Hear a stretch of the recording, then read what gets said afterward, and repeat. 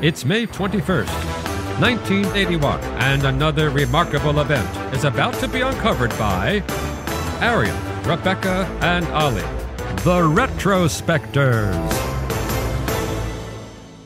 Few celebrities could be instantly identified by the items that are placed in their coffin, but a casket containing a red Gibson Les Paul guitar, a Bible opened at Psalm 23, and a stalk, crucially, of ganja could belong to few other people than the pioneering reggae singer Bob Marley, whose burial, which was somewhere between a state funeral and a slightly out-of-control rock festival, was held today in history in 1981. Yeah, it drew an estimated crowd of 100,000, enough to make Wikipedia's list of the largest funerals of all time. The largest ever, don't bother guessing, the 1969 funeral of C.N. Annadurai, Chief Minister of Tamil Nadu. That was going to be my guess. Yeah, well, I know. Very popular guy. His funeral drew 50 million attendees. Yeah, well, when I read that 100,000 thing, I actually looked up how many people went and saw the Queen lying in state, and it was 250,000 people went to see her versus the 100,000 that turned up to Bob Marley. You can't compare because we're talking about Jamaica here. I mean, 100,000 people turning up to a thing in Jamaica is a lot of people. And there had never been a kind of public outpouring of grief style funeral in Jamaica before, ever. This was unprecedented. People were saying this is like our equivalent of JFK's funeral or Martin Luther King's funeral. And the sense of it being somewhat respectful and somewhat a circus can probably be typified by the announcement that was made over the loudspeakers. Brothers and sisters, this is a funeral service. The selling of all merchandise must stop now. Yeah, because so many people had turned up without any sort of an invitation. Obviously, there were the official invitees, the family, government, press, the 12 tribes of Israel, and also the musicians who Bob Marley had worked with over the years. But alongside that, then, there were 6,000 people who turned up to the stadium. So the 100,000 number is the number of people who saw him lying in his casket, sort of passing through in a lying in state kind of a situation, like the Queen. But then 6,000 people turned up on the day, many of whom obviously couldn't get in. And those people were outside, and hawkers had turned up to sell badges and posters and soft drink and cannabis. Inside the arena, that audience was treated to a eulogy from the Prime Minister, Edward Seaga, who himself had been a record producer back in the 60s, but actually, and there's a lot of Rastafarian politics that underlies the whole day, really, he had usurped the prior Prime Minister, who had been the kind of choice of the Rastas. So remarkably, in his eulogy, he says Jah, which was unprecedented for a Jamaican Prime Minister to do. And this is this moment where kind of like, I guess, alternative culture and the official culture of the Jamaican government come together. Yeah, Seaga's eulogy ended with "May his soul rest in the arms of Jah Rastafari," which was a huge deal because the Ethiopian Orthodox clerics who were conducting the service had made it extremely clear that they did not want any Rastafarian element to the funeral whatsoever.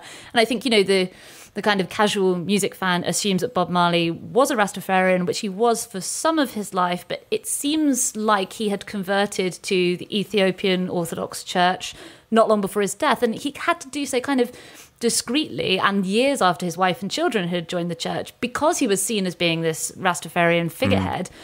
And the day of the funeral had begun with a private ceremony for his family and close friends at the Ethiopian Orthodox Church of the Holy Trinity in Kingston before moving to the Kingston National Arena, you know, a more secular location.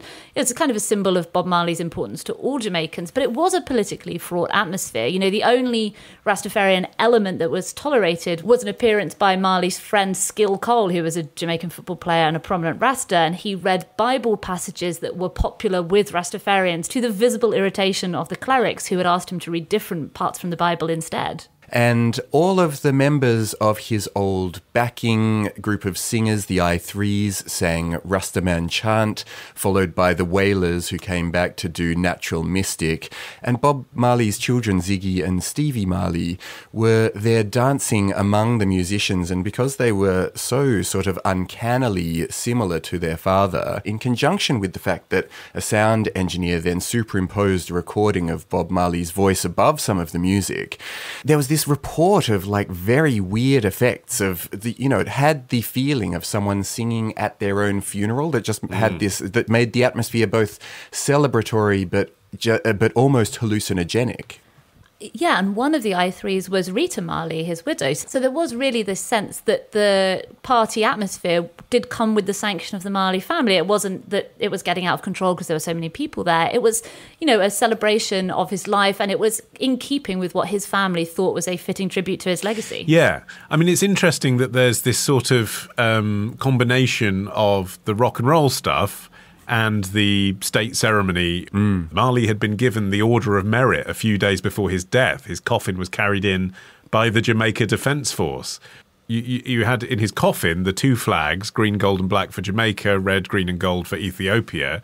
But then his embalmed body dressed in a blue denim stage suit. With a Rastafarian wig on because he'd lost his hair because he had skin cancer and then he had treatment for that. After the concert, the musicians all put down their instruments and they then lifted the coffin onto their shoulders and took it through the hall and out onto the road where it was placed on this hearse, ready to go on this 50-mile journey back to the place where Marley was born. Which is called 9 Mile. Which looks spectacular. Incredible. Just green, dense green. Beautiful forest, jungly sort of forest, yeah. And lining the roads are all of these people who you can see in the footage that there's this great sense of loss and mourning and people beating their chests and crying in the streets. Yeah, and I mean, it's obviously transformed 9 Mile as a place now. Now it's the place where people go on pilgrimage to see Bob Marley's burial site. And there's a whole cottage industry around it. The body was placed in a specially built marble mausoleum. So I think there was a sense, not only that was a fitting resting place for, obviously, the biggest hero that 9 Mile is probably ever going to produce, but also the sense that it was going to become a destination for his fans for a long time to come. And some guilt, too, that he'd spent the last few years of his life, I mean, partly because he was getting medical treatment, so he was treated in New York, Miami, Mexico, Germany, as befits, a star of his status. But also because there'd been threats to his life in Jamaica. That's why he wasn't in Jamaica. Like, he moved to the States because he couldn't live in Jamaica. And I suppose there had to be a sort of national reconciliation with that fact as well, as they bury him as their local heroes. Like, he hasn't been living here because we're not a safe country for someone like that. Yeah, there was a moment where the cortege actually went past the house at 56 Hope Road, which still had the holes in it from the bullets that narrowly failed to kill Marley when there was this politically motivated attack in 1976. So, you were looking at this environment that showed the story of his life right from the beginning, which is where they ultimately laid him, through to these sort of controversial moments that made him, for some people, a figure of potential political assassination, and then to his death, which prompted the state to actually delay a budget that it was going to deliver because it was such a big deal. Like, there was so much planning to do for Jamaica as a country that they actually had to put their parliament on hold.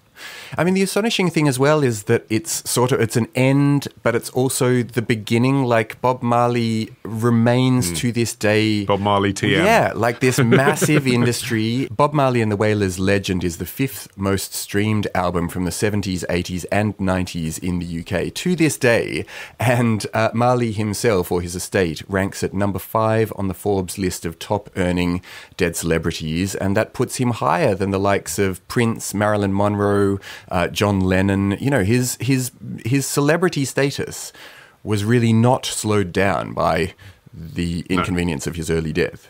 I think the posthumous success of Legend has had kind of that ABBA Gold effect where most people don't know any songs that aren't on it. Yeah. When you look at the track listing, you're like, wow, everything's on there. Like Three Little Birds, No Woman, No Cry, all the hits. What a classic lineup of Bob Marley songs. But then if you're like, okay, well, name 5 Bob Marley songs that didn't cut. Unless you're a reggae fan, you're sort of being like, oh, no, that's on there. No, they're all on there. And I just wonder if many people have actually been exposed to songs that aren't on that album.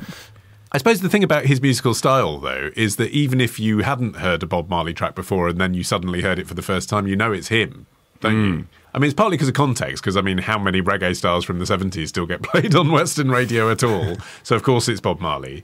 But it's also just that distinctive voice and the genuine kind of laid-backness of the reggae vibes, right? All of, the Wailers had something like 133 singles, and the track listing that makes it to those, best of albums, it cuts out all of the spiritual stuff, all of, the Rastafarian stuff, all of the sexual stuff, and just leaves you with just that kind of good vibes only mentality. Well, the Marley estate actually launched its own brand of cannabis, which is called Marley Natural Fine Cannabis in 2016. So they're in on the medical marijuana action. I've got a pair of Marley headphones as well, actually. Oh, yeah?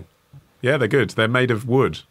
I mean, obviously not entirely, otherwise, but they've got sort of, some kind of certifiable, sustainable wood cladding. They're not just made of hardened cannabis resin.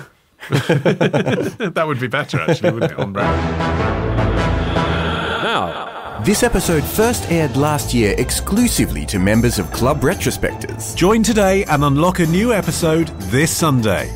Patreon.com/retrospectors